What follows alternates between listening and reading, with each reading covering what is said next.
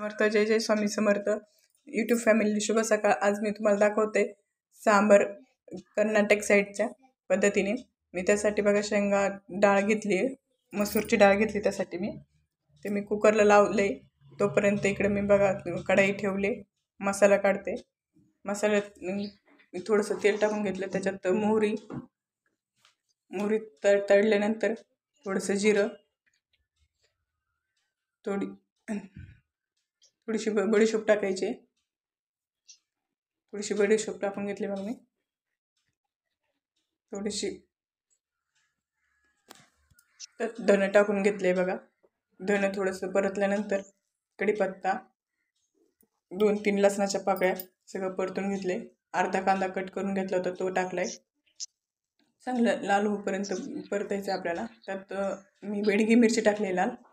बेडगी मिरची परतून झाल्यानंतर बघ मी मसाला पूर्ण मिक्सरच्या भांड्यात काढले. त्याच कढईत मी तेल ठेवले तापायला बटाट्याच्या भाजीसाठी. त्यात मी जिरं मोहरी टाकून घेतले. थोडंसं तळल्यानंतर थोडीशी चण्याची डाळ टाकायची. चण्याची डाळ टाका किंवा तुम्ही उडदाची डाळ टाका तुमच्या पद्धतीने.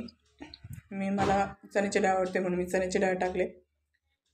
2-3 मी हिरव्या मिरच्या कट करून घेतल्या. तर हिरव्या मिरच्या कढीपत्ता टाकून घेतलाय. ते थोडं फुलल्यानंतर कांदा टाकायचा आपल्याला. मी कांदा व्यवस्थित कट करून घेतला होता. बघा कांदा मी टाकून घेतले.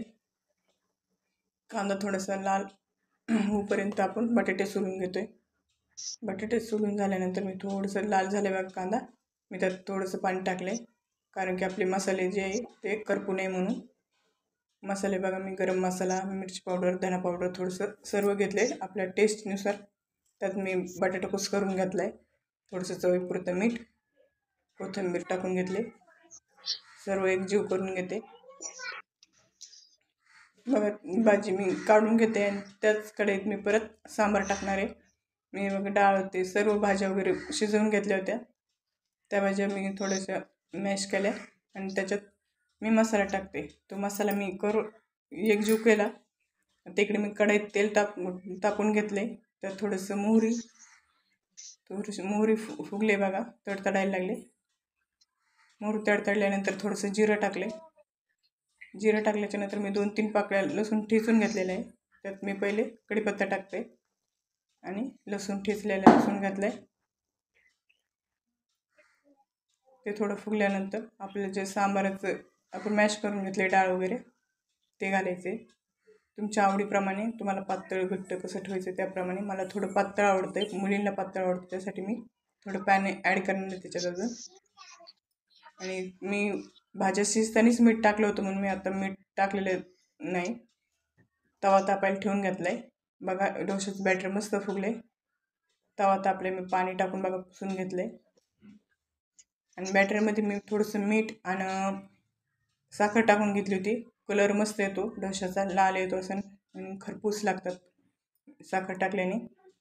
तेव्हा मी डोशाचं बॅटर मस्त पसरून घेतले. मस्त झालं तयार होतं डोसा बघा. थोडासा असा लाल होईपर्यंत आपल्याला काहीच नाही करायचं. बघा लाल झालं आहे. मग तेल आपल्याला लावून घ्यायचं आहे वरच्या साईडने. बघा साईडने सुटायला लागला. मी भाजी टाकून घेतली त्याच्यावर. भाजी टाकून घेतले बघा, रोल करून घातला. चला तर मग मस्त झालं आहे डोसा. या नाश्ता करायला. आणि व्हिडिओ आवडला असेल तर लाईक करा, शेअर करा आणि आपल्या चॅनलला सबस्क्राईब करा. कसं वाटलं आहे नक्की सांगा. अशाच नवीन व्हिडिओ बघण्यासाठी आपल्याला सपोर्ट करत राहा. मी तुम्हाला कर्नाटक साईडचे सर्व काही पदार्थ नाश्ते वगैरे दाखवल.